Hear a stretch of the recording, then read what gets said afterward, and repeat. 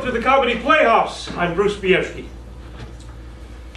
Man walked into a bar, sports bar, at 9:58. Went up to the bar, sat next to a blonde, and just then the news started. Well, the first story on the news was a man threatening to jump off a bridge. And the blonde turned to him and said, "Do you think he'll jump?"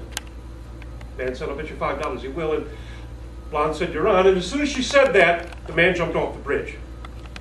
Well, as she was reaching into her purse to get the $5, the man said, "I can't take your money. You see, this was the lead story on the 5 o'clock news. I saw it before. I knew he would jump." And the blonde said, "Well, I saw it too, but I never thought he'd do it again." Now, fire marshal wants you to know that there's another door in the back, the washroom is in the back, the water cooler's in the back. Landlord wants you to know that there's another parking lot to the north and east of here. It's flat, it's level, it's limited access. There must be 100 spaces back there. You'll never have a problem parking when you come to the Comedy Playhouse. And I want you to know that in the front corner are the concessions. There's soda, there's water, there's candy. It's all $1. Buy something. It's the American way. There's also wine. That's complimentary. It's on the house. Toast to my theater friends. Guaranteed to make the play funnier. Also, there's a sign-up sheet. We're starting a newsletter. So if you're interested in receiving a newsletter once a month from the Comedy Playhouse regarding what's going on here, regarding information about the plays, information about the actors, who knows what else, sign up on the sign-up sheet and become part of our newsletter. I promise I won't flood your mailbox, but that's something new we're building. Now, in return, you're part of the deal. If you like what you see here, and I think you will, then tell your friends. Because that's how theater in this town succeeds, is by word of mouth. And I promise you, when you walk through my door, you can expect 2 hours, give or take, of light comedy or mystery, presented with as much zest and verve as I and my cast can muster. So if you like what you see, tell your friends. Now, a group of friends was sitting around in their 40s, discussing where they should go for dinner. They decided to go to Gustafson's Steakhouse because the waitresses are pretty. They wear low-cut blouses. 10 years later, same group of friends, now in their 50s, are sitting around discussing where they should go for dinner. They decided to go to Gustafson's Steakhouse because the food is excellent and the wine list is extensive. 10 years later, same group of friends, now in their 60s, are sitting around discussing where they should go for dinner. And they decide to go to Gustafson's Steakhouse because it's quiet.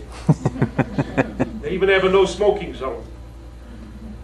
10 years later, same group of friends, now in their 70s, are sitting around discussing where they should go for dinner, and they decide to go to Gustafson's Steakhouse because it's handicapped accessible. They even have an elevator.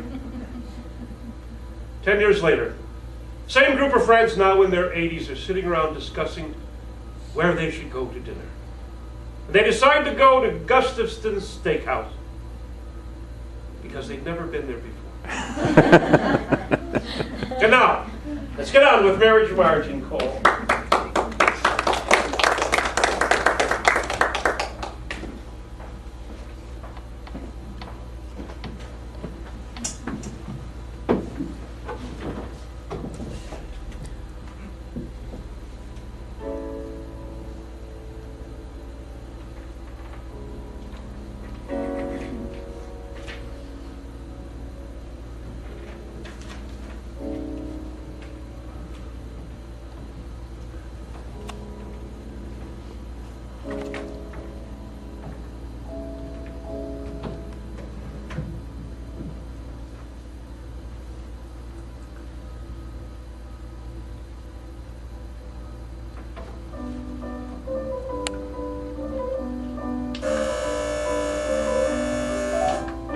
Six, 3/8, half, and I bought it a 16th. 3/8, so how many 16ths? 6, of course. That means 5/16 clear profit. Oh, Oh, I forgot stamps. Alice, how much is stamps? I can never remember. Stamps, Mama? Another present for Sadie. You're surely not going to bring anything up, are you? Oh, no, how could I? I was just making a few calculations. If I had only bought 1,000 shares of Bluebell's blankets the day before yesterday, I would have made $312.10. Fancy that. Yes, Mama, but you didn't buy them. You bought 100 consolidated bounders of Becca Wonderland at 10 3/4. How've they turned out? A disappointment. Haven't they bounded? In the wrong direction. Consolidated gloves changed hands in large numbers, and the demand for National Donuts was insatiable. The only weak spot in the day's phenomenal business was the pronounced depression of Becky Bounders, which after yesterday's leap to the giddy height of 10 3/4 fell heavily to 9 and closed 8 1/4. If you had only bought blankets. My dear Alice, if I had only bought what I had sold and sold what I had bought, I'd be a rich woman. But you always make the same mistakes.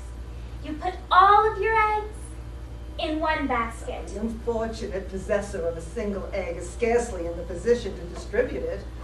But of course, I shall carry on. Over, Mom. Over. Alice, you become a positive genius in finance. Well, Mama, I've often heard you say that the surest way for a woman to ingratiate herself with a man is to take an interest in his pursuits. Or seem to. So, Jack, I mean Mr. Burns, being on the stock exchange, At least in a stockbroker's office. I've been studying Gregory's market tips. But what can I do with Sadie in the house? How can I expect anyone to talk to me when he can talk to Sadie, who was bad enough before she was married, but now that she's a widow? Mom, what is it about widows that's so attractive? No man is a nervous animal. He's a creature of precedent. And the first husband is the precedent, my dear. That's the way it is. I wish she would marry again. Oh, I can do nothing with Sadie. Her loyalty to the dead Mr. Costello is, to the highest degree, touching. But the experience of humanity has decided that a year and a day is enough of a period to bewail the past and make the necessary arrangements for the future. I understand the year, but why the day? The day, my dear, is the extra strawberry any respectable greengrocer throws upon the scale. That's the way it is. I never saw my brother-in-law. How could you? You were in boarding school when Sadie and I went down to Buenos Aires to visit your uncle. We met Mr. Costello on the voyage out, and he fell in love with your sister at first sight. Everybody does. But Sadie refused him. Sadie refuses everybody. He was a very violent man. He threatened to blow his brains out. Sadie was much impressed. I wasn't. Brains have to be blown in before they're blown out. That's why she married him. To preserve his brains. Much good they did her. She was very unhappy. Her health broke down and she had to come home. He went off into the interior to shoot big game and was never heard from since. And he wasn't such a paragon after all. And Sadie thinks the world of him. Dead? You'd be surprised how death improves a husband. Your poor dear father gained enormously. Alvarez Costello owes everything to his death. Which reminds me, it was his habit to owe most things.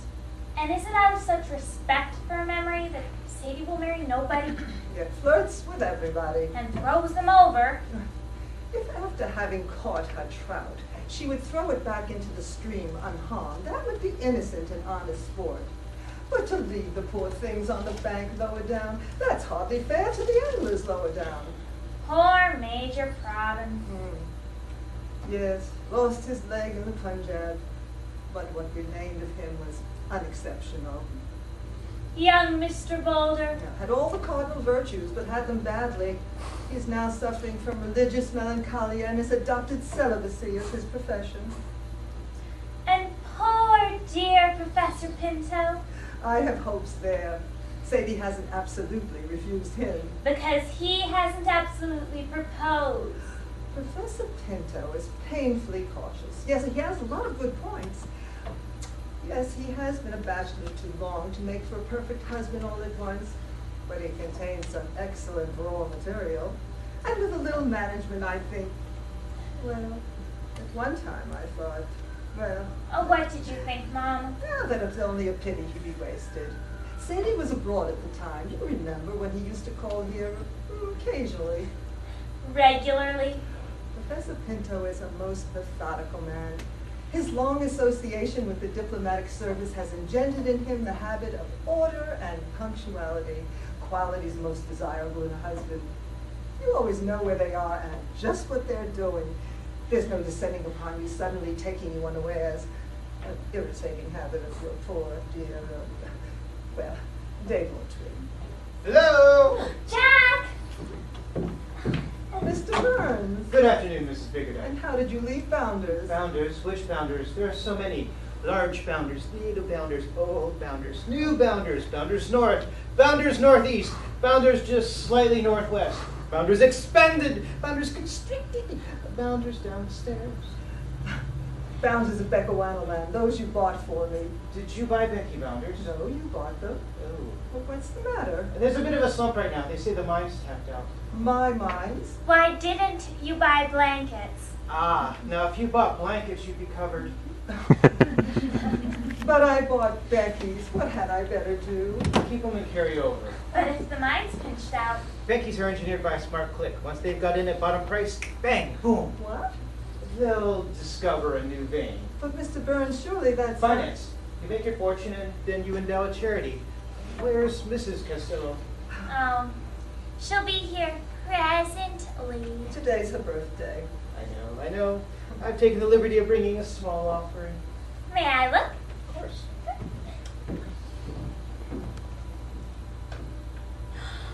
Oh, Mama, look. Charming. Oh, how I love opals.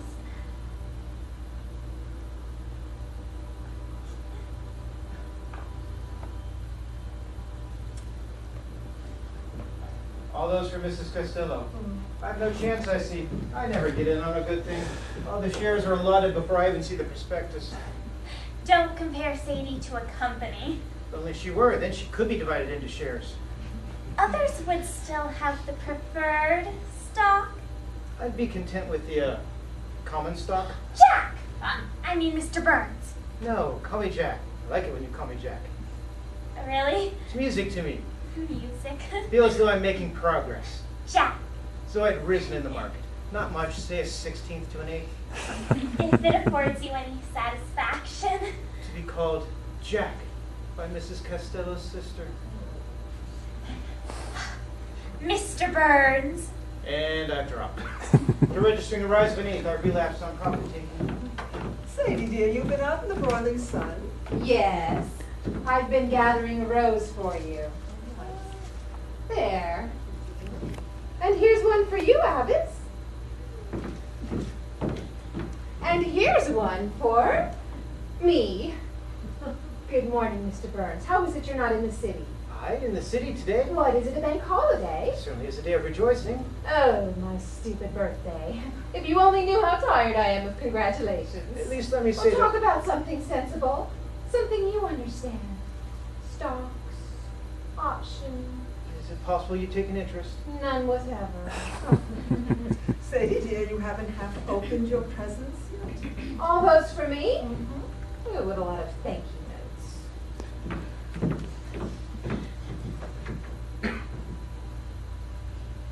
Emeralds. I hate emeralds. My dear. Oh, Sadie! Oh, who would dare to give me opals? There's no card, Anonymous. You don't like opals? They're so unlucky. Good afternoon, Mrs. Bickerdike. Must you go? I've already gone. I've been delucided. Good afternoon, Miss Bickerdike. I'm so sorry, Mr. Burns. Call me Jack to cheer me up. Sorry, Jack. Thanks, it's done me a world of good. I've had a heavy drop, but close up an 8th. With a better tone.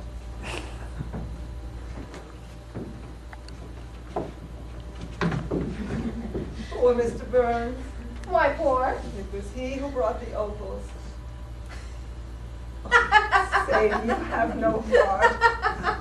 He's really not half a bad sort. Oh, he'll do for Avis. What chance has the poor child got with you monopolizing the entire sex? Well, I'm sure that I don't want them. Well, that's what's so provoking. Listen, Sadie, we must talk seriously.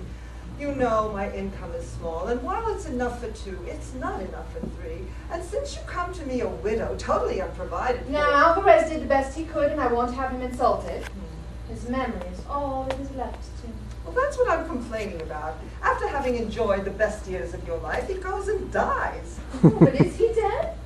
You know, Mama, they never found his body. Only his rifle and ammunition. The inference is obvious. Oh, it's too dreadful to think Well, of. then dismiss it from your thoughts. Marry Professor Pinto and forget about the past.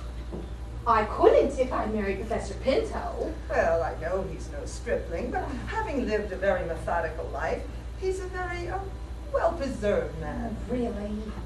You can't expect me to marry an ancient monument, whatever its state of preservation.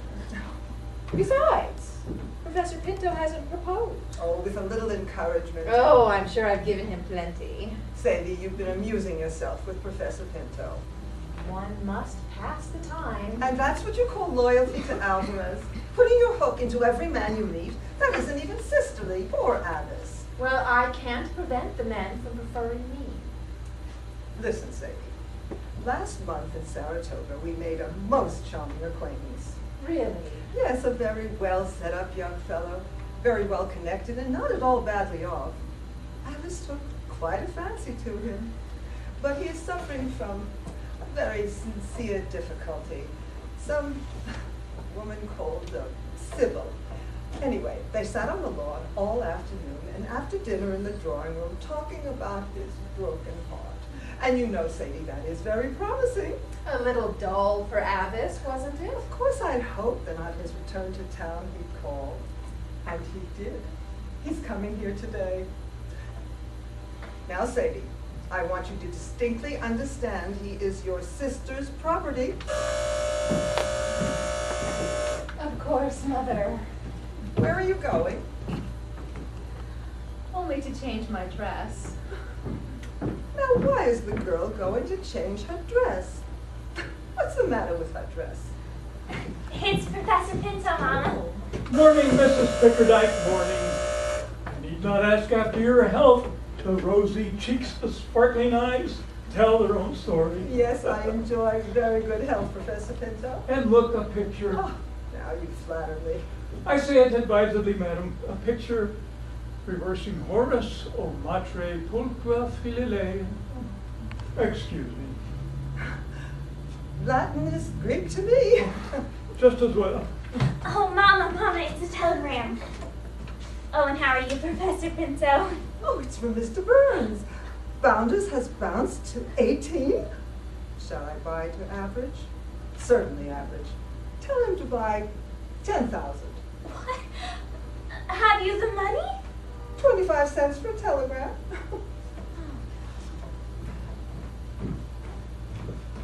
Pardon me, dear lady, but you are buying Bounders. The only stock worth buying is consoles.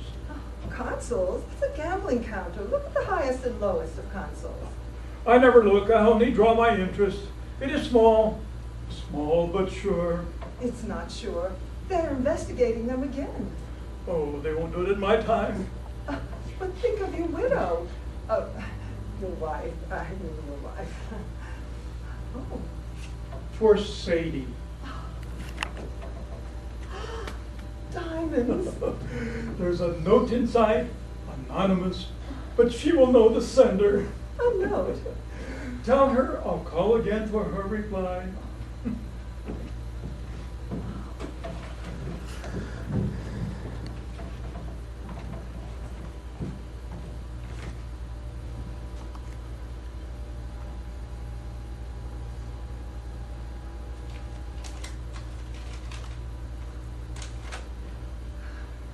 My age is 59. Ah.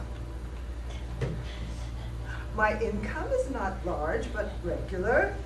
My savings are invested in consoles. My heart is weak, but sound and capable of sincere affection. My intentions are strictly honorable, and as for settlements, although my views are not extravagant, they're liberal. Oh, venturing to hope that you will accord with favorable consideration my suit, I beg respectfully for you to refer for corroboration of my ex parte statements to my bankers at First National Bank, New York, and to my physician, Dr. Henry Wilson. Most satisfactory. Mama dear, who do you think's called? I saw him at the door through the blind. Who? Captain Wagner! Oh, be on your guard. Dear, Sadie has gone to change her dress. What for? Can't you guess? I told her Captain Wagner may call. Oh, Mama.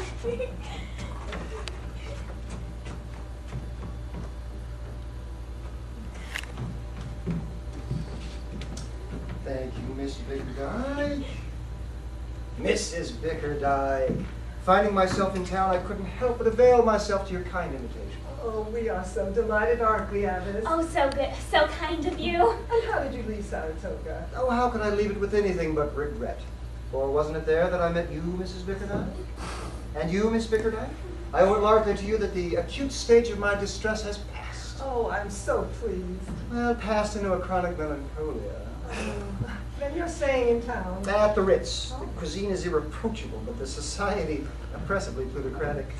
Well, if you can put up with our poor menage, why not plan to stay with us for a few days? Mrs. Bickerdike. Oh, if you would. Oh, Miss Bickerdike, you overwhelm me. Then it's settled you will stop. Nothing would give me more pleasure.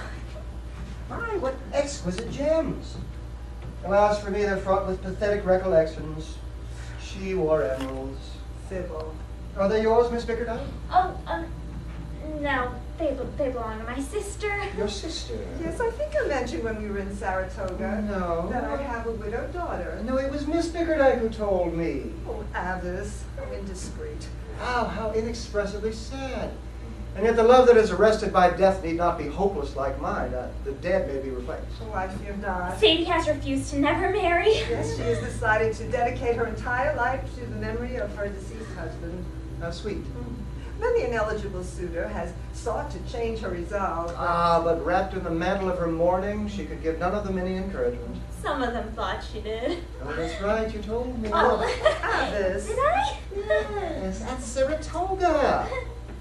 Based on the homeopathic principle, to divert me from my own distress, you told me all about your sister. Idiot. Yes, it inspired in me such an interest that the thought of meeting Mrs. Castell was one of the reasons I returned to town.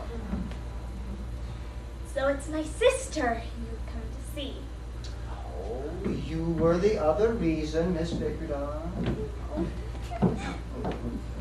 Sadie, in her war paint. What a sweet place you have here. How quaint, how old world, how rustic. What a charming. Sadie, my dear, Yes, Mother.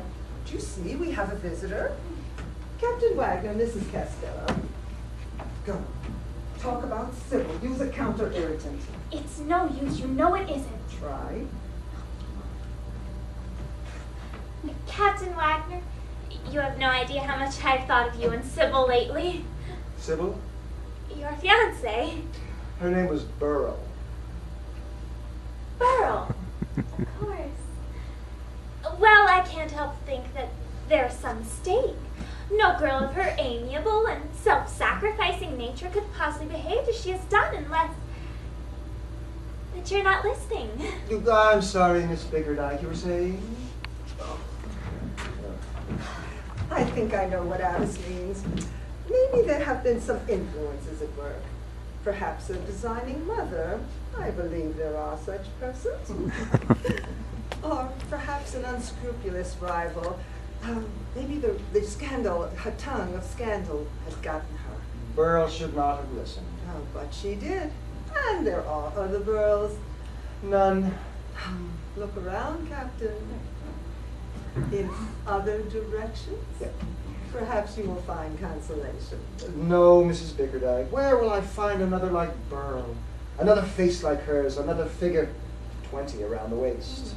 Oh, and her accomplishments, her voice. I can almost hear it now. Beethoven was her favorite. Exquisite Beethoven, exquisite. Is it memory? That is her voice. It's light and firm. No, it's lighter and firmer yet. Is it imagination? No.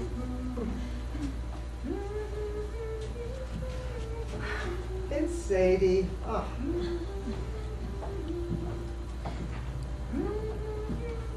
Thank you 1,000 times. Oh, good gracious, how you startled me. I'd no idea anyone was there. I hope you're not musical. Music is all I live for. Then you were criticizing me. No, I was comparing your voice to Burl's. Burl's? The lovely young lady I had the happiness. Oh, yes, Mama told me. Burl? A pretty name. Well, Sadie is perhaps softer, but what's in her name? It was her disposition, her clinging tenderness. I thought she broke it off. Oh, excuse me if I've touched a tender place. Well, I understand you've suffered a recent bereavement. You're a widow? I'm not quite sure. Not sure. There's a mystery about my husband's fate. You don't know if your husband's alive or dead? Oh, he will always be alive in my heart. Your husband's dead, yet he's alive to you. And Burl's alive, yet she's dead to me. How weird. But how sympathetic. Because Burl was unfaithful, I shall never marry. And you may find this quixotic, but you didn't know her. Now that Mrs. Bickerdike has extended this invitation, I shall be able to tell you all about her. Oh, that will be very interesting. And in return, you can tell me all about, I'm sorry, what name did you say? Douglas. Douglas. Your husband's name? Alvarez. Alvarez. Suggests cigars. By the by, what is yours? So mine is Douglas. Douglas! How musical. It sounds so on your lips. Oh. And will you never remarry? Oh, ought we not to respect the dead? Oh, the respectable dead, certainly. The dead are always respectable. Wonderful statement. When I think of how greatly our characters are improved by the simple act of dying, I wonder why we worry so much about them whilst we're alive. Why should we deny ourselves anything? Oh, Alvarez never did. Your late husband sounded like a philosopher. Oh, he lived in a cloud Really? of tobacco. Bet that has something to do with it. And I often asked him which he preferred, me or his cigarette. Oh, and he said you. Of course. And they lit another cigarette? No. You see, I lit it for him. What a sweet picture. I can see you doing it. Oh, Burl objected strongly to tobacco, and as I lived mostly on cigars, it occasioned a little friction between us. Oh, there was friction. Well, nothing of any consequence, but... She had a bad temper. Oh, I wouldn't say a bad temper, but certainly a temper. No, Alvarez was like that. Was he? Now, you interest me. Oh, but after all, isn't jealousy the greatest compliment a husband can pay his wife? And did you repay the compliment? Oh. Well, perhaps you never had the opportunity. Oh, hadn't I? Yet you forgave him. Well, he was so handsome. And the women of La Plata. Ever been to La Plata? Oh, then you don't know the women. Mrs. Costello, why should you be constant? The earth turns on its axis, why shouldn't you? Well, there is such a thing as sentiment. Well, there's such a thing as false sentiment. If Alvarez was occasionally unfaithful, I will always be loyal.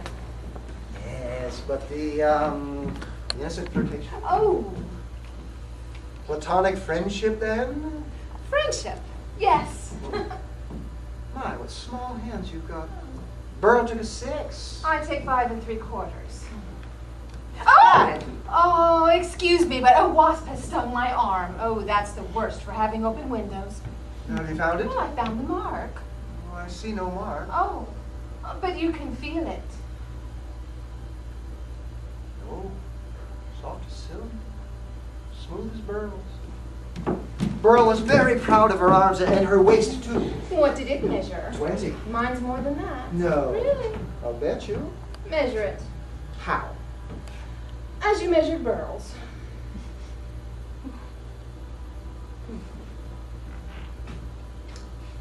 Oh!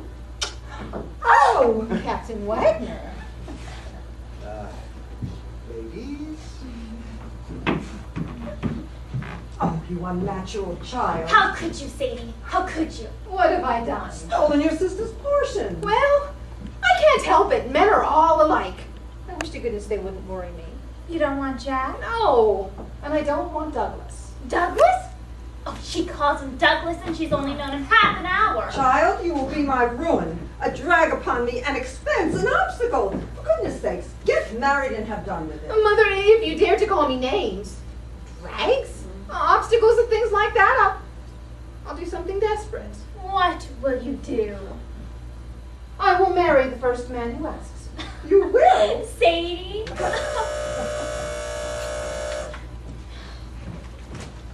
My age is 59. My income is not large, but regular.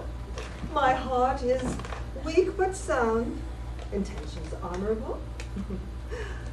Settlements liberal.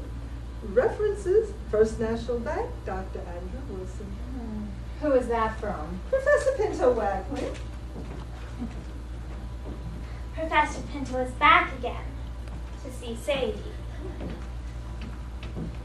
I will see him.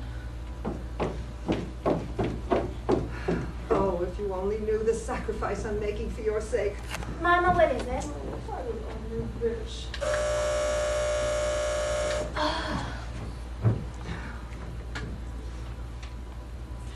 Mama, another telegram. New mimes are saying 20 to the tongue. Struck at the second level. Founders up 5. You've made 50,000. Ah, Sadie, wait, Sadie. Mother, Professor Pinto would like to ask your blessing.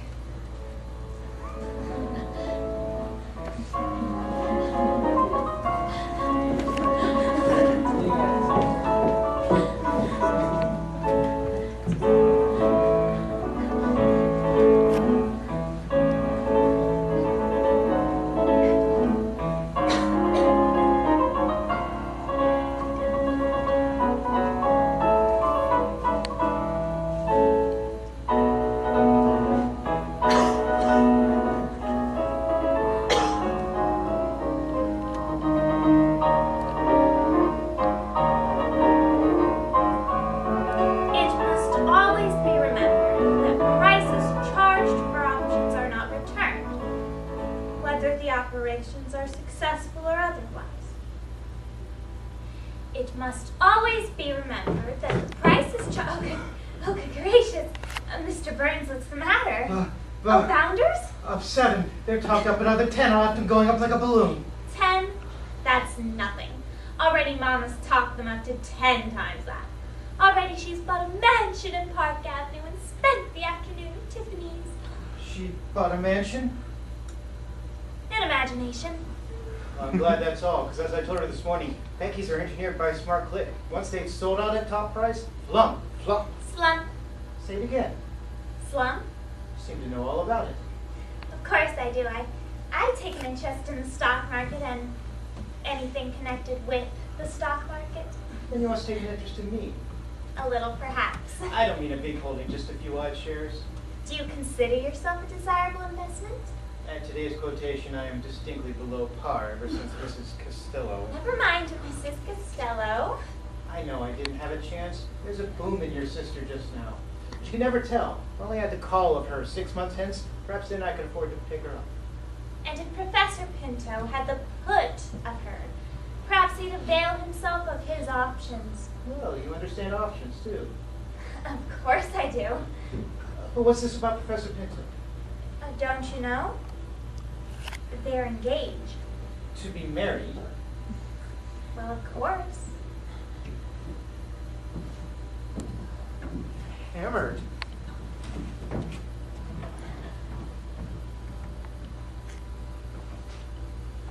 Mr. Burns, Call me Jack, please, Miss Pickardart.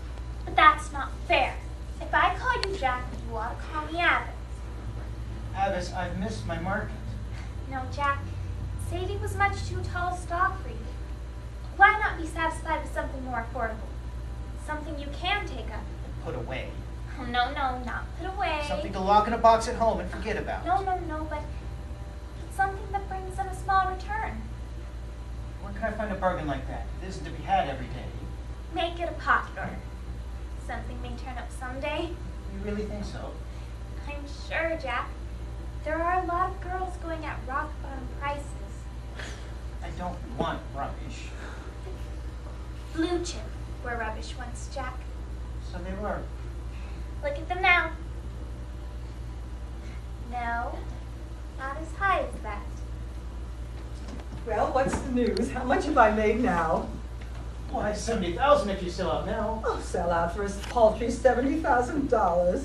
Surely you'll take your profit. I mean to sell at top price. Ah, that top price. Enough. I shall carry on. Over! Over! I know, but carrying on comes more naturally to me. Evening, dear lady, evening. Being now almost a member of your charming family, I have dispensed with the formality of an announcement. But my dear Professor Pinto, it's not nearly dinner time. Oh, Professor Pinto is welcome at any hour. I understand, sir, that I am to congratulate you on receiving a substantial allotment where my own application wasn't even accorded the courtesy of a letter of regret. An unsuccessful rival. That young and remarkably handsome man, unsuccessful, and I. Oh, Lothario.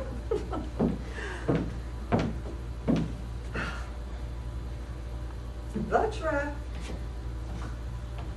I am not sorry to have the opportunity of seeing you alone. Mrs. Costello. Our interview this morning was rather hurried. Oh, it was. And there was no time. No time at all. And I want to talk to you seriously. Of course, settlements. Oh, no, you can discuss those with my mother. There are more important matters. Of course, the date.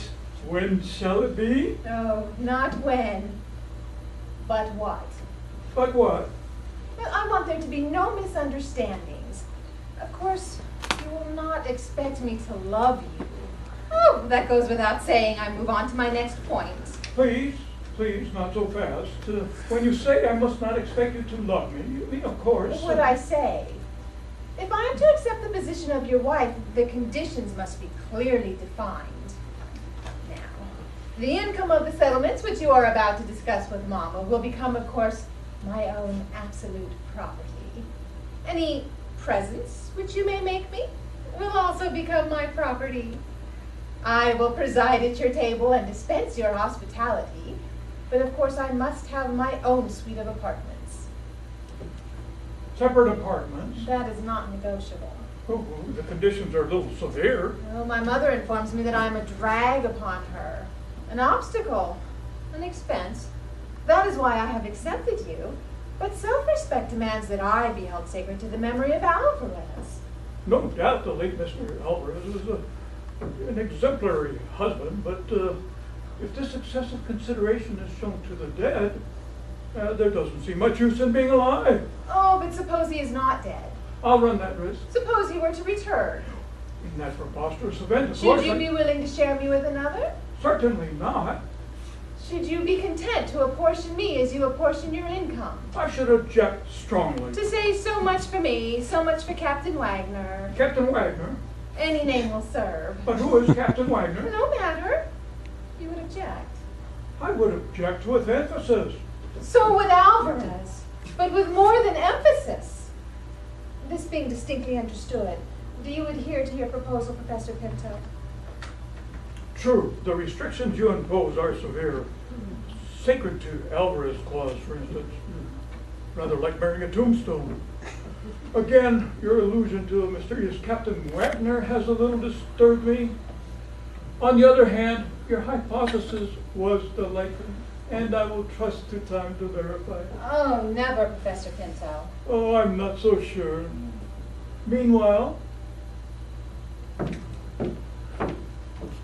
You may shake my hand. Poor little man, I feel quite sorry for him.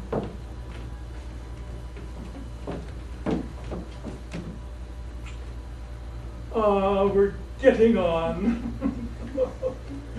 Oh, madam, I trust you will make some allowance for the uncontrollable impulses of human nature. No, it's for me to apologize. And besides, it's just as well that you know that the boudoir at the end of the passage affords every advantage of seclusion. Dear lady, I accept your reproof, and I'm grateful for the information it so tactfully conveys.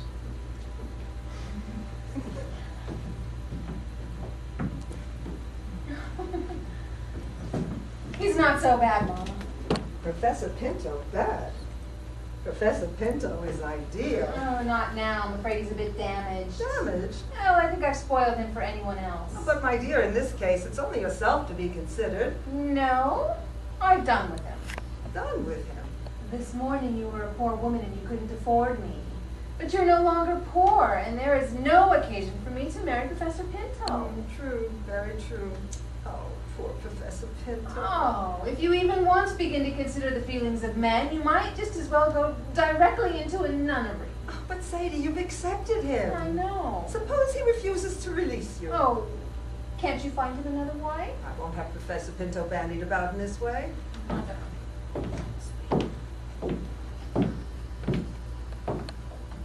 Here's an idea.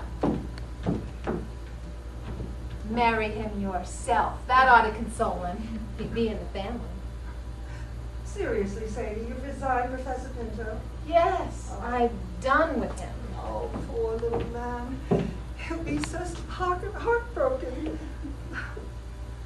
Who is that now? Only Captain Wagner.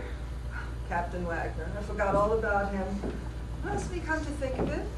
We haven't seen him since that disgraceful episode this morning. It wasn't altogether his fault. I'm sure it wasn't. But I wonder where he's been hiding all this time. Been for his luggage, perhaps. It's on the cab. On second thoughts, Mama, I haven't quite done Professor Pinto yet. Mrs. Bickerdike, Mrs. Costello, I believe some explanation is due concerning the unconventional attitude in which I was discovered this morning. I have given it considerable thought and have decided it is my duty to offer to Mrs. Costello the fullest reparation possible. Marriage? Nothing less. Oh, poor Avis. Was there ever such a sister? Mrs. Costello, do not think that I underrate the seriousness of the step that I'm taking. As you know, when I arrived here this morning, I had no matrimonial intentions. When I told you of my grief, you gave me such a look of commiseration. And when I pressed my hand in yours, the pressure was so sympathetically returned.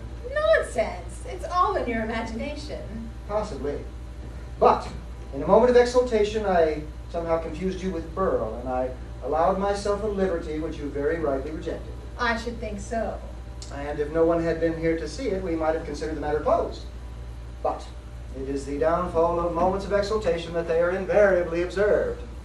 The door turns on its hinges. And a man on his heels. My departure may have been a bit precipitate, but having had considerable time to think about it, I've decided it is my duty as an officer and a gentleman to place myself unreservedly in your hands. Oh, you are very good. But as you are aware, I have no intention of marrying again. That's the answer I expected. Then why provoke it? Oh, it's just another move in the game. What game? I observe you are a chess player. I play a little. I'm a bit of a player myself.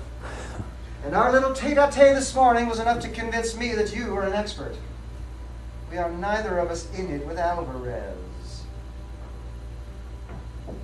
You know, Mrs. Costello, you inspire in me a great respect for your late husband. In what way? He was so thoroughly your master. Nothing of the sort.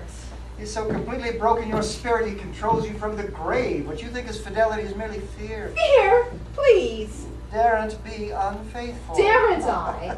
You're afraid of him. Wonderful man to have broken a spirit like yours. Alvarez break my spirit. Fear made you love him. Fear indeed. Nothing less. I fear of Alvarez. Your next move is fatal. No, I didn't care that for him. That's what I thought. Score the first. Check. Now, having removed the late Mr. Costello from the board, may I be permitted to resume my suit? No, I won't play anymore. I must be content with friendship. Very well, then. It's a start. My first dealings with Burl were platonic. No more of Burl, please. I begin to hate that woman. Why should you? I don't know. You have so many points in common. That's what attracts me to you. Is that all? Loving you doesn't seem unfaithful. Doing what? Oh, Burl! My name is Sadie. I know, but do let me call you Burl. It sounds more faithful and it amounts to the same thing. Do you propose to always call me Burl? That would answer all difficulties, and I would have no conscientious qualms.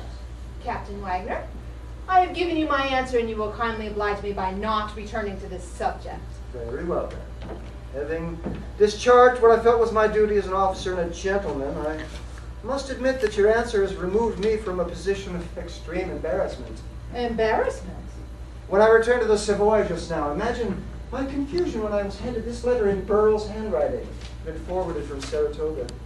Is this her writing? Hers. It's a bit spiky, isn't it? A bit angular, perhaps. Douglas, come back to me. Oh, I am so wretched. Send me one loving line, and I will brave them all. Address B.B., care of my dressmaker, you know. Well, are you going back to her? On the next train. What time does it start? Not till 8:30. It's a bit warm this evening. You'll stay for dinner. But if I'm to catch the 8:30, Oh, you'll miss it. and disappoint Burl. Oh, send her a loving line, care of her dressmaker. She'll get it with all the rest. The rest. You don't imagine that you're her only correspondence.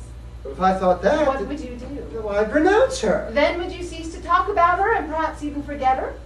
Then when you met another woman, oh, perhaps one who wasn't quite so good looking, one with perhaps not so small a foot or neat an ankle, maybe not so nice a figure or trim a waist, but with perhaps a deeper, more constant character, then would you cast this burl in her teeth? Would you din this burl in her ear? And then if you proposed, would you propose as a matter of duty? As an act of reparation? Oh, as an officer and a gentleman? Or as a lover? That's why you rejected me? Possibly. Well, then possibly I have over-exaggerated the virtues of Burl. In points of physical charm, she is not to be compared with you. Her foot was larger, considerably so. Her ankle was a weak point. It went over. Her waist was wasp-like. What? Nothing to get a hold of. Her figure was abundant, but with the irrefutable promise that at 40 it should be superabundant. Why do you say wasp? Why? Because as soon as I saw you, Burl became a thing of the past. As soon as our eyes met, I thanked my lucky stars that she had been unfaithful. Imagine my consternation when I was handed this letter and returned to my bondage. Oh, but you won't go. Never. You like me better.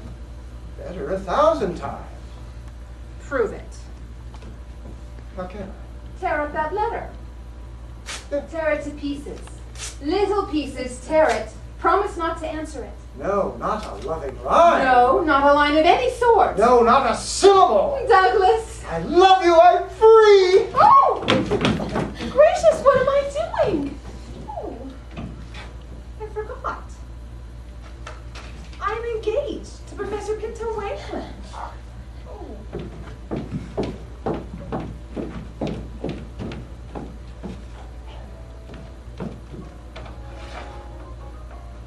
Score the second. Check. Mate.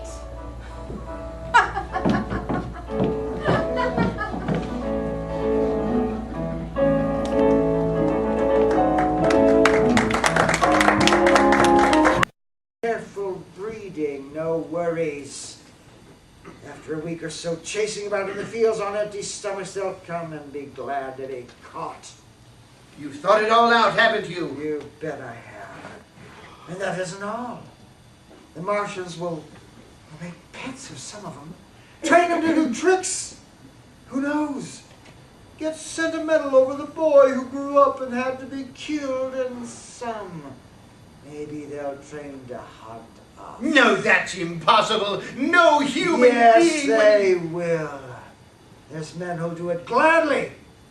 Why, if one of them ever comes after me, In the meantime, you and I and others like us, where are we to live when the Martians own the Earth? I've got it all figured out. We live underground. I've been thinking about these sewers. Under New York, there's miles and miles of them. The main ones are big enough for anybody. And there's cellars, vaults, underground storerooms, railway tunnels, subways. You begin to see, eh? And we'll get a bunch of strong men together. No weak ones, that rubbish out. And you mean me to go? Well, I gave you a chance, didn't I? We won't quarrel about that. Go on. Got to make safe places for us to stay in, see? And get all the books we can. Science books. That's where men like you come in. We'll raid the museums. We'll even spy on the Martians. It may not be so much we have to learn before. Just imagine this. 4 or 5 of their own fighting machines suddenly start off. Heat rays right and left, and not a Martian in them. Not a Martian in them, but men. Men who have learned the way. How? It may even be in our time. Gee, imagine having one of those lovely things with this heat ray wide and free. We turn it on the Martians. We turn it on men. We bring everyone down to their knees. That's your plan? Yes, you and me and a few more of us.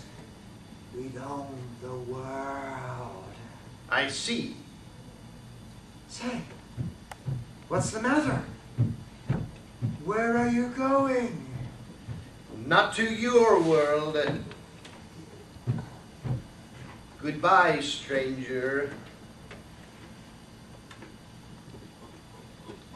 After parting with the artilleryman, I came at last to the Holland Tunnel. I entered that silent tube, anxious to know the fate of the great city on the other side of the Hudson. Cautiously, I came out of the tunnel and made my way up Canal Street. I reached 14th Street, and there again were black powder and several bodies, and an evil, ominous smell from the gratings of the cellars of some of the houses. I wandered up through the 30s and the 40s. I stood alone in Times Square. I caught sight of a lean dog running down 7th Avenue with a piece of dark brown meat in its jaws and a pack of starving mongrels at its heels. He made a wide circle around me as though he feared I might prove a fresh competitor.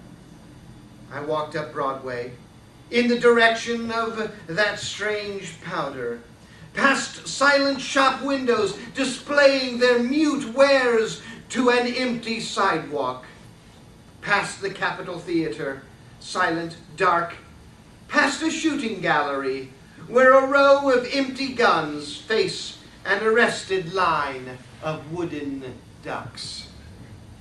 Near Columbus Circle, I noticed models of 1939 motor cars in a showroom facing empty streets. From over the top of the General Motors building, I watched a flock of black birds circling in the sky. I hurried on.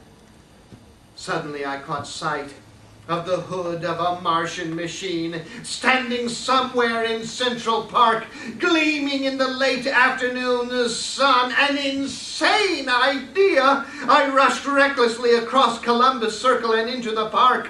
I climbed a small hill above the pond at 60th Street. From there I could see, standing in a silent row along the mall, 19 of those great metal titans, their cowls empty. Their great steel arms hanging listlessly by their sides. I looked in vain for the monsters that inhabit those machines. Suddenly my eyes were attracted to the immense flock of black birds that hovered directly below me. They circled to the ground, and there before my eyes, stark and silent, lay the Martians, with the hungry birds pecking and tearing brown shreds of flesh from their dead bodies.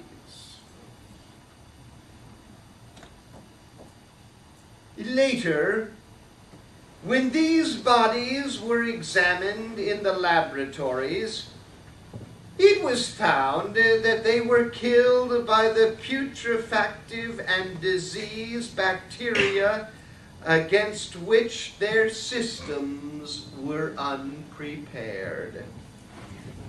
Slain, after all man's defenses had failed, by the humblest thing that God in his wisdom put upon this earth.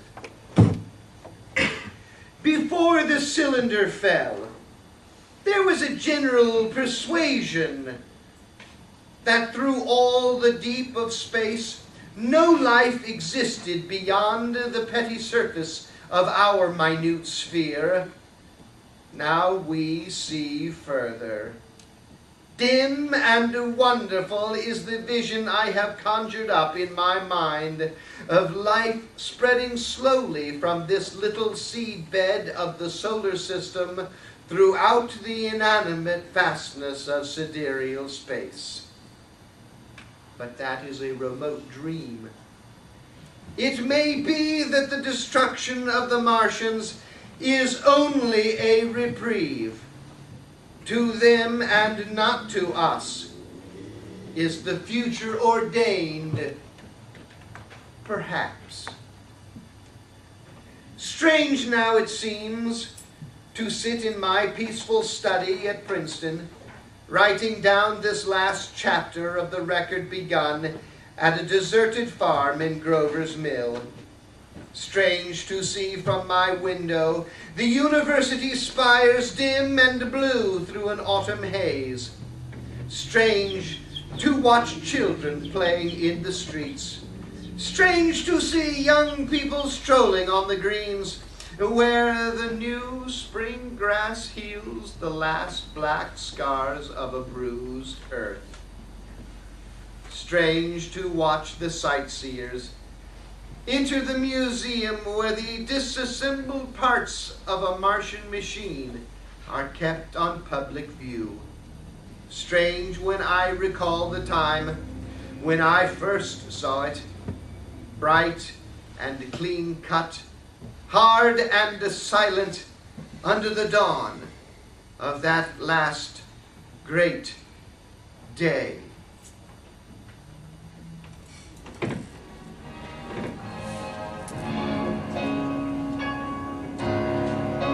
This is Orson Welles speaking to you out of character to assure you that the War of the Worlds has no more significance than the holiday presentation it was intended to be.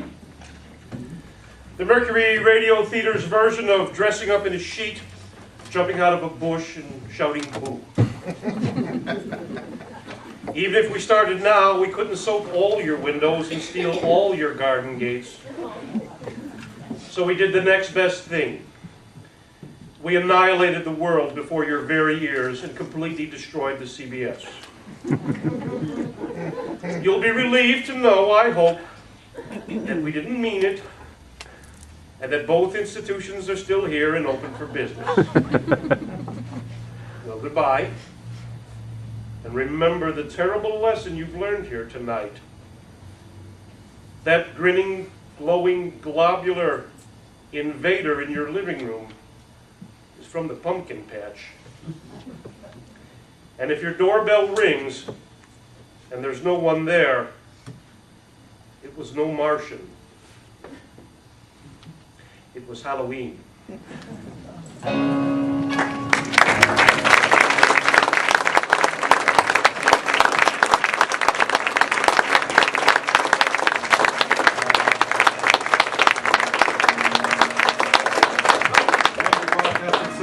Affiliated stations coast to coast have brought you The War of the Worlds by H.G. Wells, the 17th in its weekly series of dramatic broadcast featuring Orson Welles and the Mercury Theater on the air. Your cast tonight has been Claire Cox,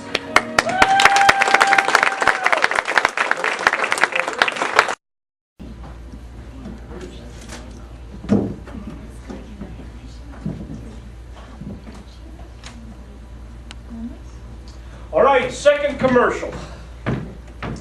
On the back of your program is a listing of everything we're going to do from now till well into February. And what I want to tell you about is the next play that's coming in here, which is The Dover Road. Dover Road is the story of a couple who's trying to make a romantic escape to France, and their car breaks down on the Dover Road. Dover Road is deserted, and the only place they can take shelter in is the remote house of the mysterious Mr. Latimer. Well, over a late supper, they find out that perhaps their breakdown wasn't as accidental as they thought. There's another couple in the house, they find out quickly. And over the next 4 days, Mr. Latimer teaches these 4 strangers lessons about life and love. Now, the play is by A.A. Milne, who wrote Winnie the Pooh. As a matter of fact, he was a playwright well before he was a children's author. He had written, by the time he wrote Winnie the Pooh, he had written a half a dozen one-act plays and probably a dozen full-length plays. He was successful. And it was the success of his playwriting that one day caused his wife to confront him and say, listen, you've made your money now. Write the book you want to write, which is Winnie the Pooh. And 2 years later, he followed up with House on Pooh Corner. Now, Winnie the Pooh starts with Christopher Robin having Winnie the Pooh by his leg, and Christopher Robin is coming downstairs and he's dragging Winnie the Pooh behind him. And Winnie the Pooh is coming downstairs, ka-thunk, ka-thunk, ka-thunk. And he knows there's a better way of coming downstairs, ka-thunk, ka-thunk, ka-thunk. But he's too busy going ka-thunk, ka-thunk, ka-thunk to think of it. Well, if you think that writing is charming, as I do, I guarantee you his plays are just as charming. They're for adults, but they're charming. And word has it that yours truly will be in that one. So, that's opening next in 2 weeks, 2 weeks from tonight, the Dover Road. Now, a woman sitting in a darkened tent lit by only a single candle, staring at a medium who was peering deeply into his crystal ball. And finally the medium looked up and said, I beg your pardon, madam, but I must be blunt. Prepare yourself to be a widow. Within a year your husband will die a horrible, tragic death. The woman stared at the medium. She stared at the candle, stared at her hands. But she had to know. So she steadied herself, took a deep breath, and asked, will I be convicted? And now the second half of Marriage, Marge, and Paul.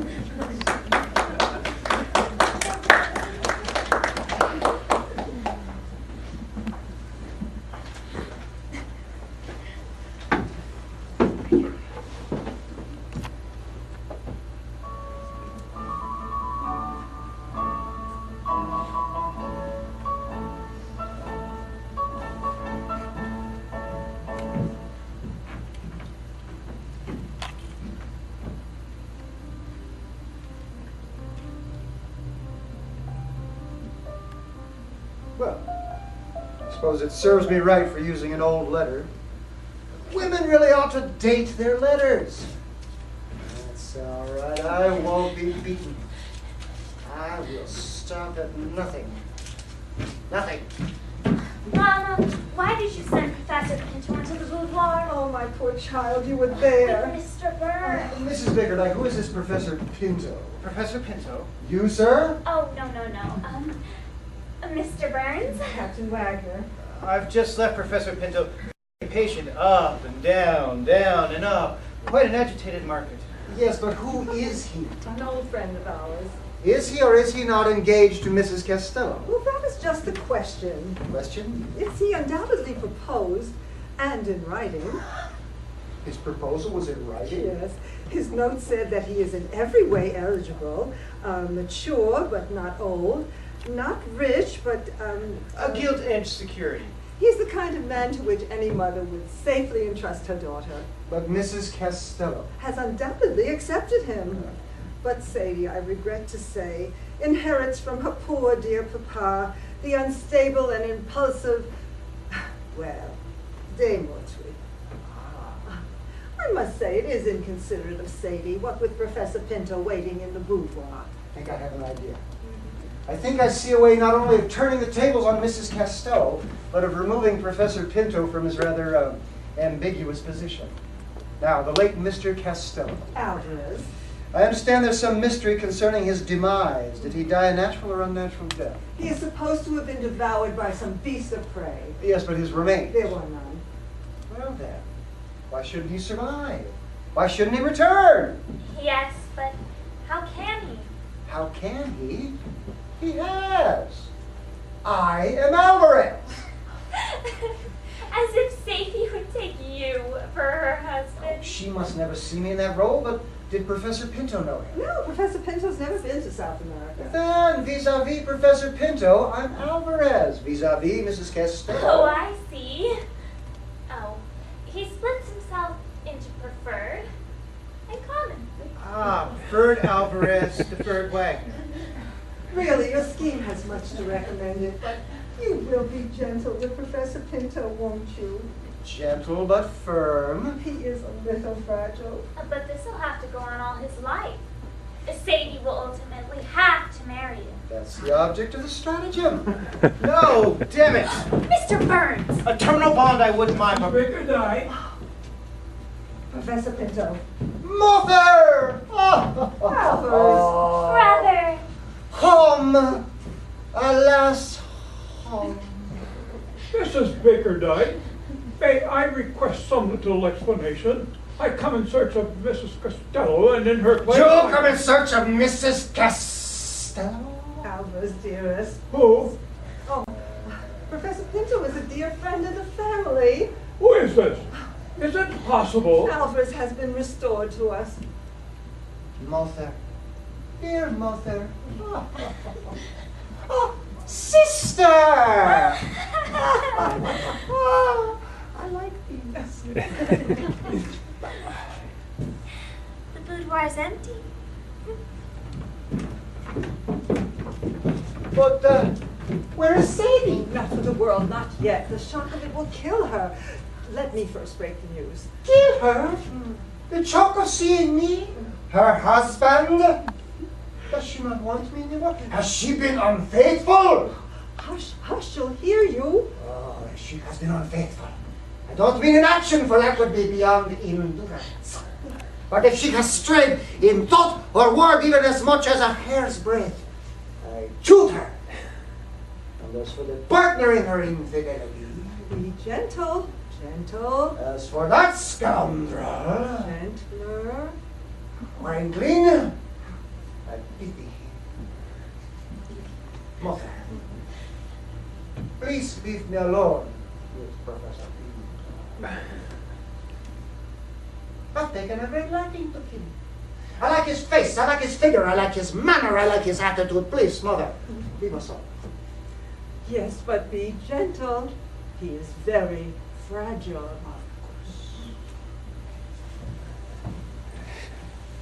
Frankly, you are a man after my own heart. A man in whom someone can confide, and I have very much to tell you. You thought I had been eaten by some beast of prey, no? Oh, no, sir, I did not bestow a thought on the matter. But you thought I was dead. I was told so. Well, to come to the point, it was I who circulated a ridiculous rumor. What on earth for? To test my wife. Wankland, you're a man of the world. You know what women are. Oh, but if she was a widow... Would she mourn for me? How long would she mourn for me? Would she be faithful? The entire time I was supposed to be exploring the interior, I was really watching Sadie. I have a diary of her movements in India. I had my emissaries on the same ship that brought her home, and I came on the next. I have watched her every move until now. The frequency of your visits to this house did not escape my attention. At first I was jealous. Jealous? Of me?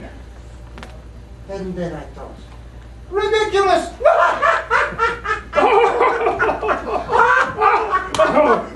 Preposterous in the highest degree.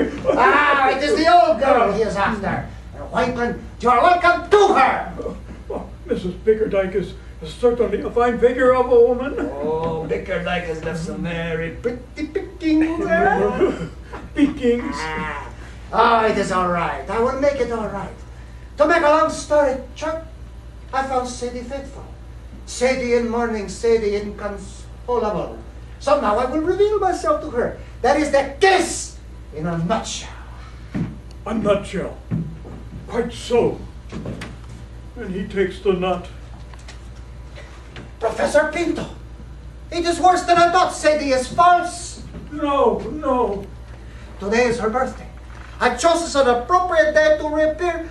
Those are her presents, and among them, Dios mío, a proposal. My age is 59. My income not large, but regular. My heart weak, but sound. Intentions honorable. Liberal settlements. References. The First National Bank and Dr. Wilson.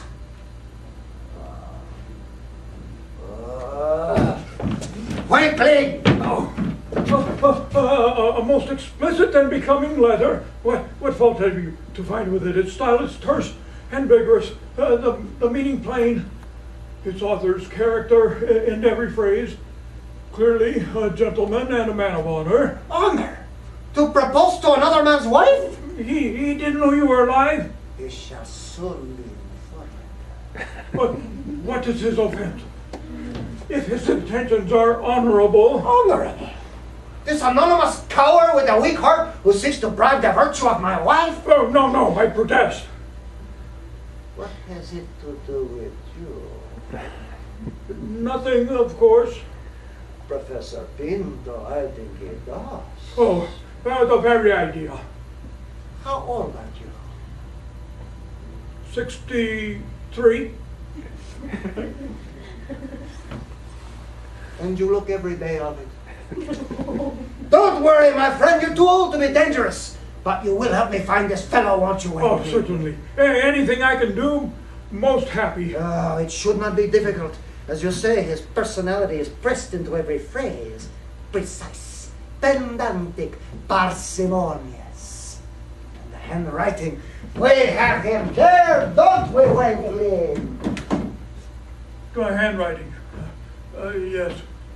There cannot be two such villainous handwriting. There might be. They will know it at the bank. They will.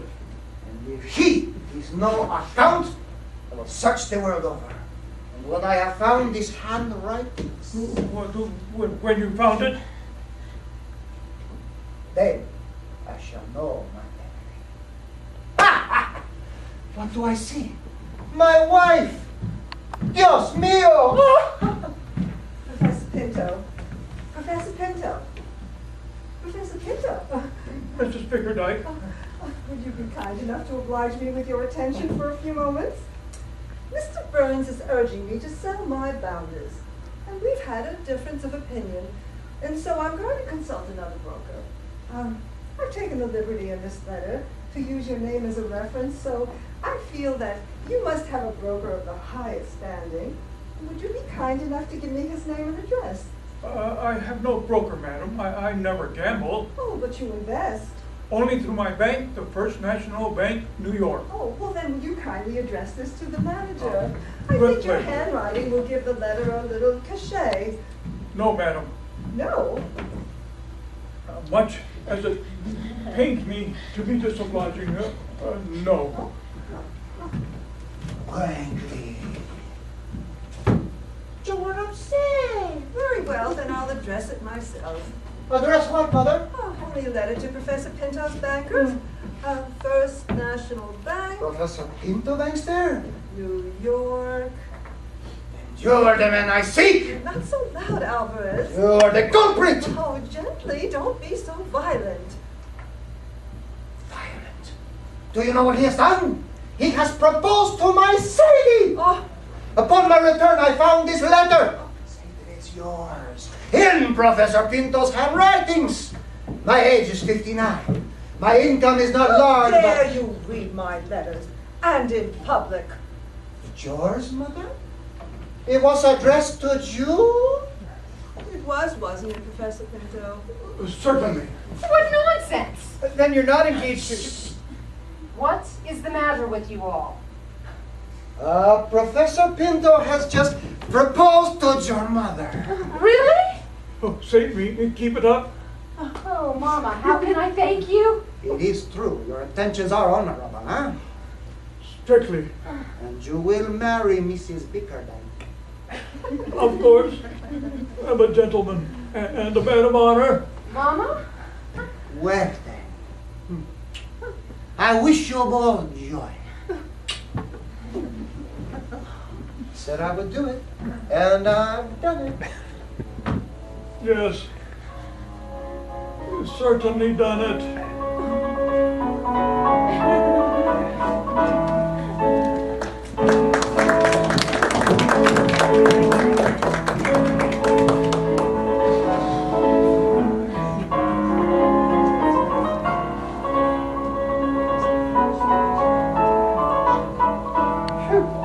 Glad the dinner's over and Professor Pinto's none the wiser. This has been my masterstroke.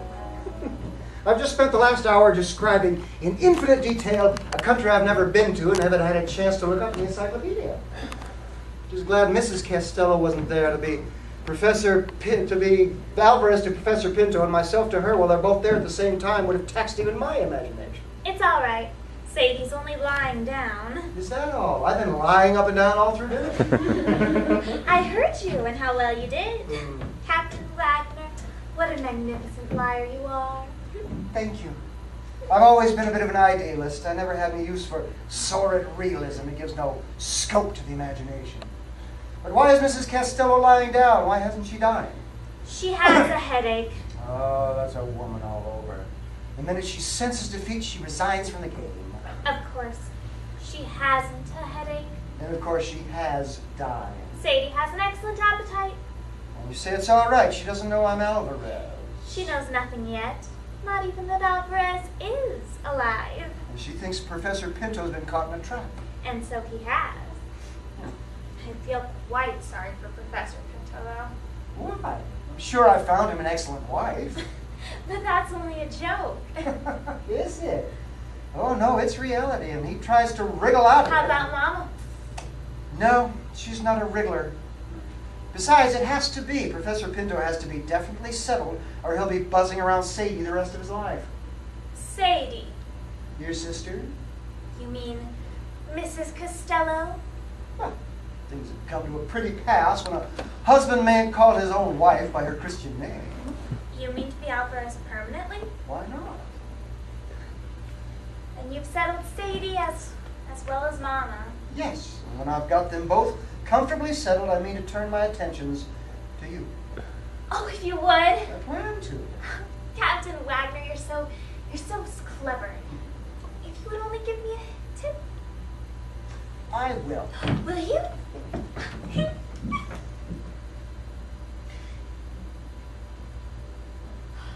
Captain Wagner! It's a fact, I assure you. I don't do anything of the sort. You most certainly do. What? I undervalue myself? Ask Mr. Burns. The public always buys at top price. Yes, the investing public, I know that. And when a man's looking for a wife, he's looking to make his most serious investment. But Jack's not the public. He's in the business. Only during business hours. Miss Bickerdike, a country man's just as big a fool in the city as a city man is in the country. Take a page from your sister's book. Now, don't just drop into his mouth. Dangle. Dangle? Like an apple on a tree. Okay, I'll take your tip. I'll dangle. Remember, always dangle. Here he is. Kiss me. A what? Kiss me. Alvarez! Alice! Hey, you're going at it. Oh, look, well, we got. Excuse me. Well, he is my brother-in-law, Only in fun.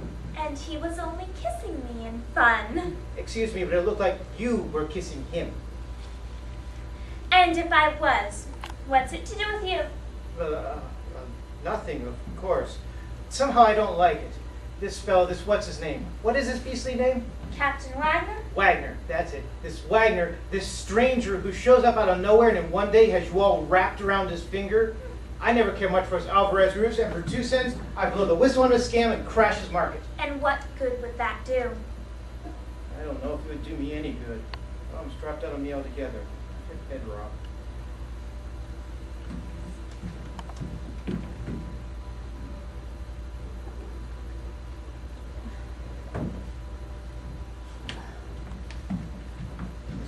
Always be remembered the prices charged for. Miss Bickerdike, Yes, Mr. Burns. I get the impression you rather like me. That you like Sadie. Did that make you jealous? Jealous? Oh, pooh. Miss Bickerdike. Avis.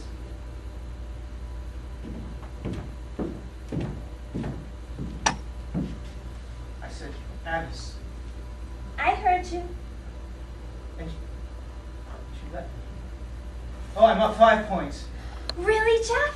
I mean, Mr. Burns. What you said, Jack. Avis, I like you better than your sister. Jack? I've always liked you better. I just didn't realize it. Always? Yes, always. Well, go on, go on.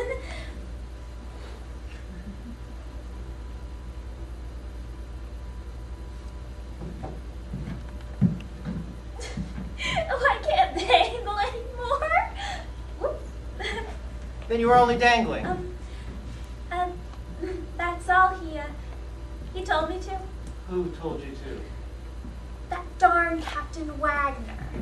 That scoundrel. But you do like me. Of course I like you, Jack. And if you like me... If I like you. Extra, extra, special edition, standard. Oh, well, go on, go on. Great mining swindle. What? Never mind. Panic in the city. Panic? Extra, extra, read all about it. Jack! Oh, why don't you finish? If only you had dangled.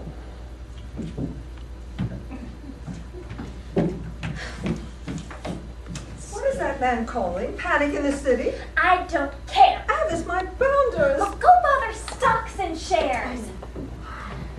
Great mining swindle. Reported arrest of directors. Just as the market was winding down and weary millionaires were wending their way homeward, a tremendous sensation was caused by the reported arrest of the entire board of directors of the Consolidated Founders of Becca Wonderland Limited. The public is familiar with properties that have been duly sold for its consumption, but in this case it is confidently asserted that there is no property whatsoever, the very office furniture having been obtained rented.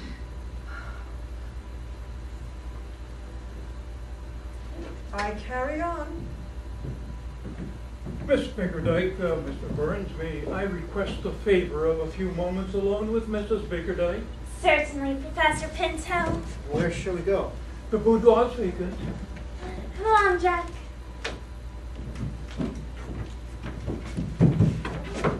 That's jolly.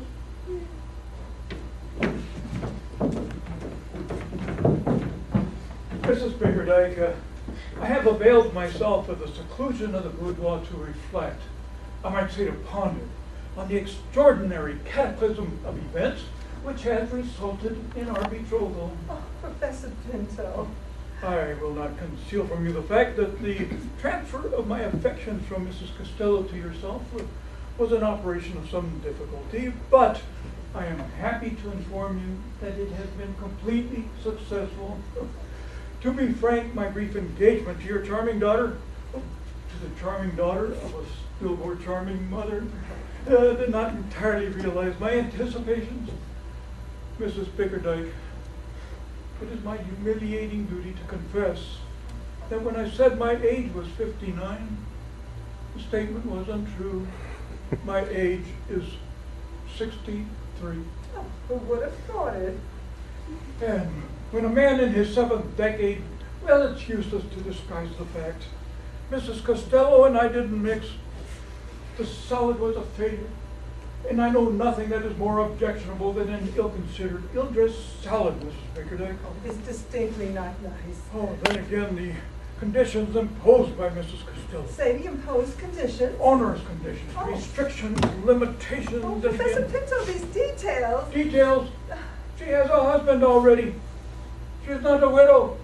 Need I say more? No, you said quite enough on that side of the subject, but there is another. I was just coming to it. Oh, You're a fine figure of a woman, a very fine figure of a woman. oh, only the remnant of one. A good remnant, madam, is better than a bad piece in the roll. When I think of what you did for me, how you protected me against that Portuguese, forgive me for styling your son-in-law a Portuguese. He was a Portuguese. And once a Portuguese, always a Portuguese.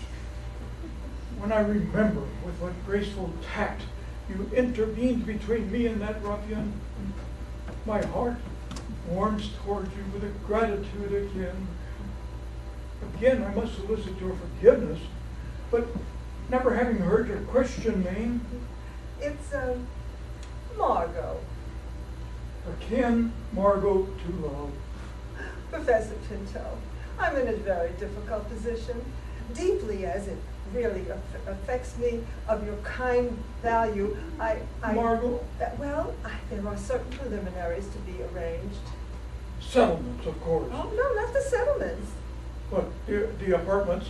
What apartments? Oh, none, pardon me. Oh, well, I should not even object to the apartments. Margot, what is the difficulty then? Professor Pinto, come sit with me on the sofa. Why didn't I take your advice? I have lost everything I possess in this world. Bounders have bounded. Yes, I am penniless. I may even owe $5,000. Is that all? Well, isn't that enough? Madam, the husband who grudges $5,000 for a wife wants a wife cheap. With such a man I have no sympathy. If he will buy cheap claret, he must drink it. What price are consols? Oh, another record. It's been 10 years since I've looked at them. What's this? Selling at 107. And I gave 95. Margot, for your sake, I will sell some consoles. You touch me to the quick. But alas, dear Professor Pinto, I cannot accept your generosity. There is another obstacle. Let me confess. Oh, stop. Are you a woman with a past, Mrs. Bickerdike? I have deceived you. You have not had time. We have all deceived you. Sadie is a widow and her husband is not alive. Then who? Captain Wagner, it was his idea. Then he is not Alvarez. Not a bit of him. It was a trick, a conspiracy. Oh. Then when he slapped me on the back, when he called me wankling, a familiarity which is particularly obnoxious to me, when he ridiculed my handwriting, when he aspersed my literary style, when he affected to be jealous, when he threatened me, it was a hoax, and he was laughing up his sleeve. Oh, forgive me. Oh, no, then he was never your son-in-law. He was no relation. When he embraced you, He did? in my presence, before my eyes, and he was no relation. Oh, wait till we meet again. It'll be my turn then. Oh, please, don't do anything Oh, desperate. if he presumes to slap me on the back, Oh, promise if he me. dares to call me Winkland, Oh, please. if is he, I'll show him what for. There you are! I've been looking for you everywhere! Be good enough to leave my back alone, sir. Frankly! Enough, sir. I don't like you.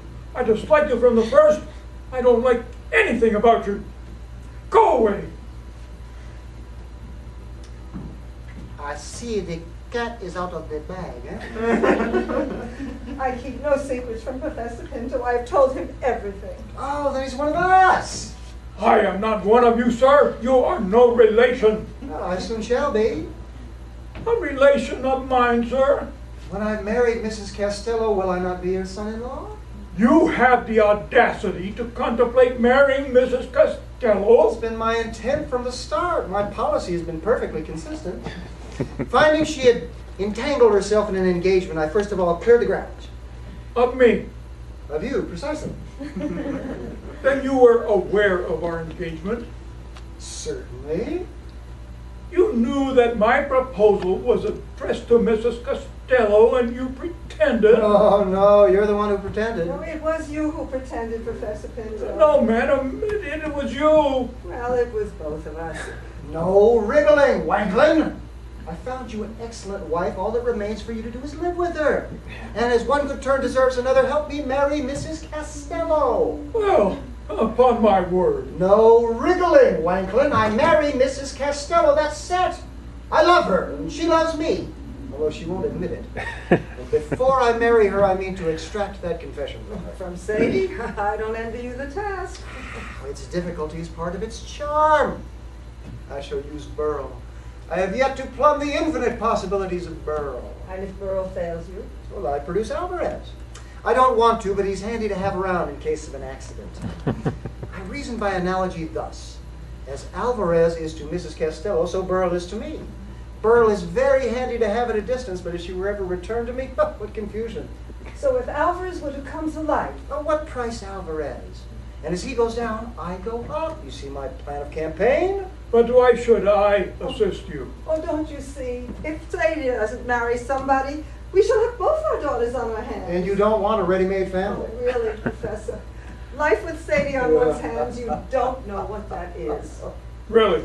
As a wife, charming. As a daughter? A spitfire. Oh, You'll have the wife. And you won't have the daughter. I'll think about it. No, leave the thinking to me. Until the signal is given, hold your tongue. As soon as the signal is given, Mrs. Bickerdike will announce the arrival of Alvarez. Here's the telegram. please break the news to Sadie. I am alive, and but for a bad attack of jaundice, well. Observe! He has the jaundice. Wanklin, do you observe? He has the jaundice. Thank you. The rest we'll take as read. Now, the second step is a handwritten note. Mrs. Costello doesn't know my writing. Alvarez has lost his wallet, and he says, please have someone send money to pay my fare for me. That's where you come in. You pay his fare. No, sir, I'll be damned. Well, it won't cost anything. There's no fare to pay. You arrive breathless from the station. Listen to me, Wanklin. Are you listening? But what's it to do with me? Everything. He's been traveling without a ticket, and you've just saved him from being arrested and brought him home in a cab. And who is to be Algernon? Oh, we don't need him just now.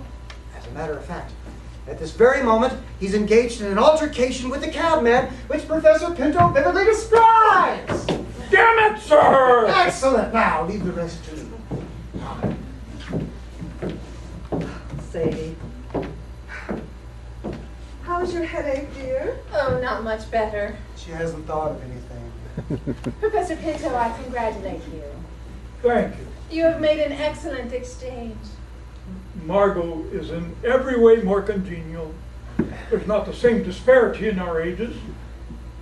She imposes no restrictions, and she has the distinct advantage of knowing her own mind.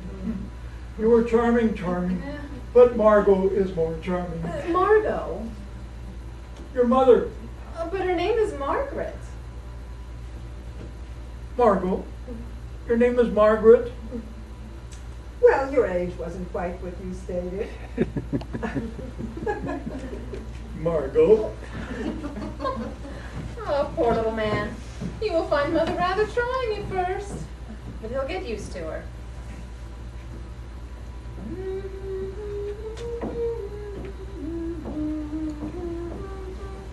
Ah, it's impossible to read with all that noise going on.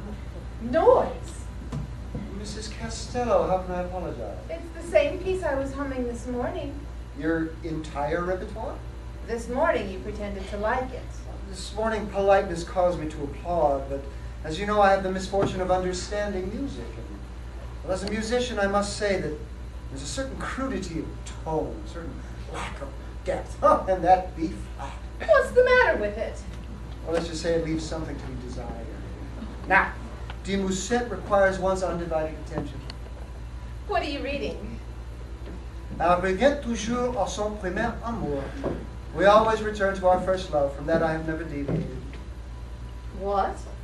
I was just sitting here thinking of how closely this relates to my situation. This little play that I picked up completely at random. Burl is my first love, and I return to Burl. You are a man of no imagination. Mrs. Castello, if I pride myself on anything, it's on my imaginative faculties. A man of one idea, then. Burl. Well, you can't get beyond her. Whenever you're in a difficulty, you play Burl. Always Burl. Nothing else ever occurs to you. You have no resource. And you, a chess player. How many queens? One per side. But in how many ways can she be moved? And how many problems can she be utilized? Burl is my queen. Then you admit you play with her. Ah, Burl. With all my faults, she still loves me. What have you got there? A telegram.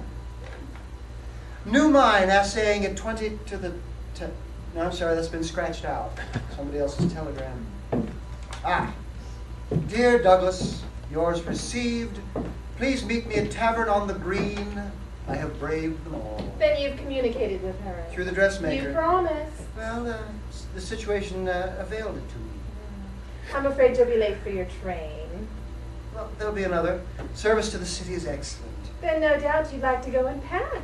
I won't detain you. Thank you. I haven't unpacked. At any rate, we better say goodbye. I'm going to bed. Well, goodbye, Mrs. Castello. I won't conceal from you that at first I'd hoped our goodbye would not be forever. In spite of how you used me, there's something attractive about you. Something I shall always remember fondly.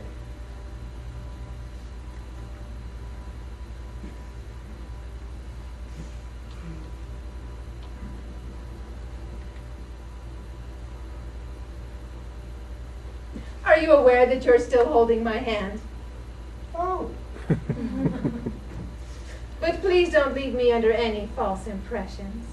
I do not for one instant believe that you are going into the city, or that you have had any communication from any part of town. Mrs. Castello. More, I have for some time had my doubts as to whether this person whom you call your queen Burl? exists. Burl's existence doubted? Oh, Captain Wagner, let us be quite candid. You have been good enough to say that I have inspired in you a certain interest, and in return I shall be equally frank. You have attempted to take me by storm. Now I am not the sort of woman to be taken by storm. Having failed, you have resorted to subterfuge. Now I am not the sort of woman to be taken by subterfuge. How then? By simple candor. Lay your cards on the table as I lay mine. Please cast diplomacy to the winds. Admit that there's no such person as Burl. Avow your affection for me, if you feel it. Propose to me in a manly, straightforward way, and I will give you my reply. By all means, let us cast diplomacy to the winds. But if there is a Burl... What? Oh, then we say goodbye. We've had a jolly good time together, and I hope that we are neither of us the worse for it. Good. You've enjoyed this? Oh, I've enjoyed it awfully. You would be sorry if we parted? Oh, I should feel frightfully dull. You like me then? Oh, what a question. Mrs. Castello, we've thrown diplomacy to the winds. Yes, but not modesty. So it's only modesty that restrains you. No, I didn't say that. No, but it follows. There is no immodesty in saying you don't like me. Well, if it follows, then I've said it. Now it's your turn. Admit that there is no Burl. 10,000 torments, there is a Burl. There is. We've gone too far to retract. Oh, nonsense. Throw her over. Impossible. She threw you over, didn't she? Think of her. Alone, her happiness, her good name in my hands. What of my happiness? Won't you think of that? Sadie, you'll always be in my heart. Regrets are idle. I've cast the dice and my life must be spent at Burl's side. Although I spend it hand in hand with hers, my heart will always be locked in yours. Though my lips may murmur Burl, my soul will echo Sadie. When I hold her in my arms, I shall hold you in my imagination. Don't! Oh, you're hurting me. How dare you touch me? How dare you embrace me? How dare you give me kisses that belong to another? Give them to her. This Burl, this coquette. It was first yours, and then somebody else's, and then yours again. Then this creature whom I didn't even believe existed. Oh, if I had known, if I had only known. What would you have done? Married you 10 times over. Enough! I marry you. I burn my bridges. There is no Burl that ever was. There's no Burl. I made her up. Yes, but that note in the spiky handwriting. A forgery. And the message. A concoction. I am as free as ever. Free. And you love me, and there is no Burl. None. Then you don't marry me. That settles it. But Sadie, you promised. Only to answer you, and you have my answer. But you said let us cast diplomacy to the winds. The wind has changed and blown my diplomacy back. What if the wind should blow my bridges back? You have burnt them. Now I will show you no mercy. Oh, Sadie, oh dear Sadie. I'm engaged at last. Gracious. Your tips come off. Congratulations. Gently, my preferred. Oh, Oh, Alice, do behave yourself. but I'm so happy, Sadie. Oh, my ribs. My cold feels. Like Professor Pinto, I found a more appreciable market already in my portfolio. Well, you surprised me. I surprised myself. Sadie, Oh, what is it now? I don't know how to break the news. Your heart did not deceive you. You were right. Alvarez is alive. Nonsense. No, it's true. Here, read this. Father Alvarez. Come with me. Please break the news to Sadie. I'm alive, but for a bad attack of jaundice. Oh, what's the matter? Be careful. But isn't it contagious? Oh. No, don't. You'll catch it. What does it matter what I But jaundice. isn't transmitted by the telegraph?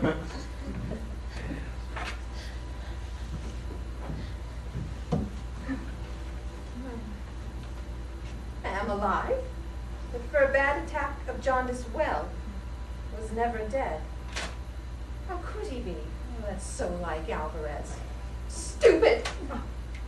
25 cents wasted. It was a trick to test her fidelity. Just missed the train and can't afford a cab. Penniless. Penniless! Wait dinner for me, please. Oh, that's just like Alvarez. Penniless, just missed the train and late for dinner as usual. You don't seem quite so overjoyed, dear. How should you like a jaundiced husband? I won't see him. I'll teach him to play tricks upon his wife, to leave me in this horrible suspense and all the time alive. Well, take it easy, dear. After all, he's been ill. Oh, well, that was always his excuse. Ill? Ill indeed. Oh, no wonder he was ill after the life of riot that he led. Oh, mother, it was too horrible. Husbands have no right to show up in this dreadful, unexpected way. Captain Wagner, won't you use your influence? Alas, Mrs. Bickerdike, I have none. But if I did, I might tell you that this might be some sort of trick, some sort of practical joke. Some people's sense of humor is so perverse that they derive pleasure from something like this. No, it's true enough.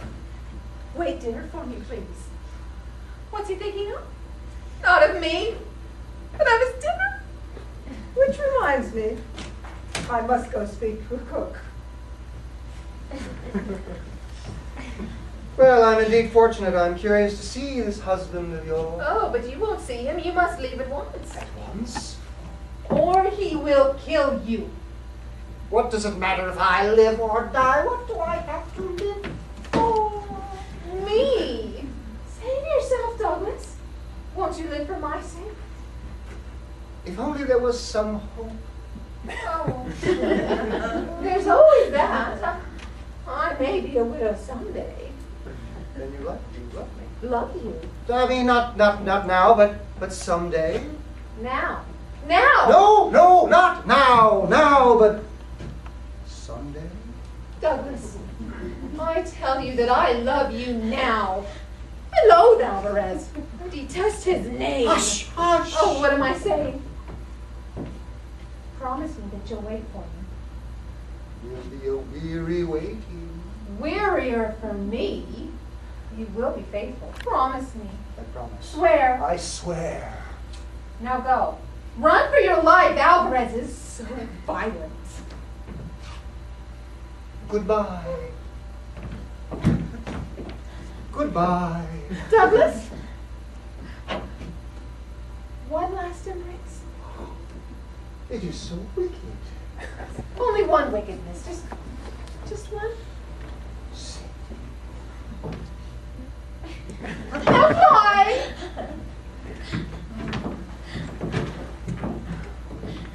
A note written in pencil from your husband, dear. I'm detained at station, lost my wallet, have someone send money to pay my fare for me. Oh, then he's arrived. He'll be here immediately. Professor Pinto has kindly advanced him the money. Mother, I can't support it. Oh, that's a pity, dear. Someone will have to. What will become of me? What's the matter? Mrs. Costello ill? Oh, go away.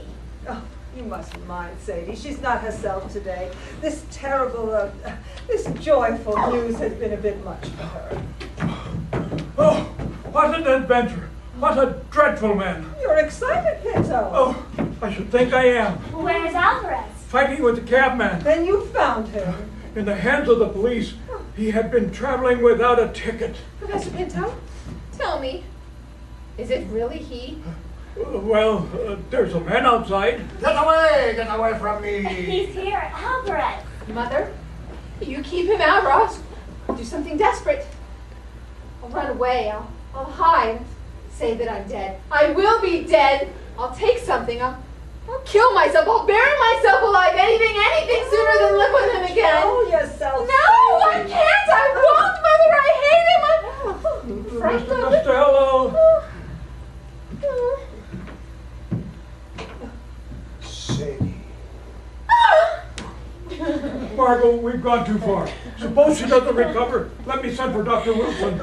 She'll recover. Sadie, Don't crowd her. Give her air. she's coming too. I told you she'd recover. Hush. Where am I? In my arms. Yours. But my husband. I'm he.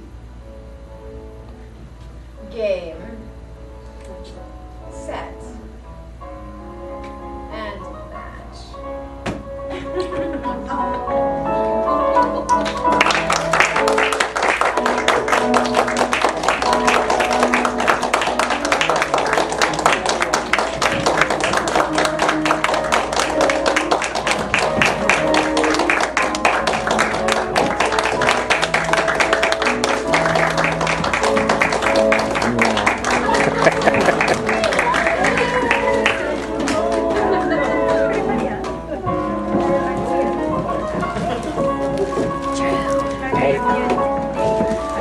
How'd it go? Oh, it went fine.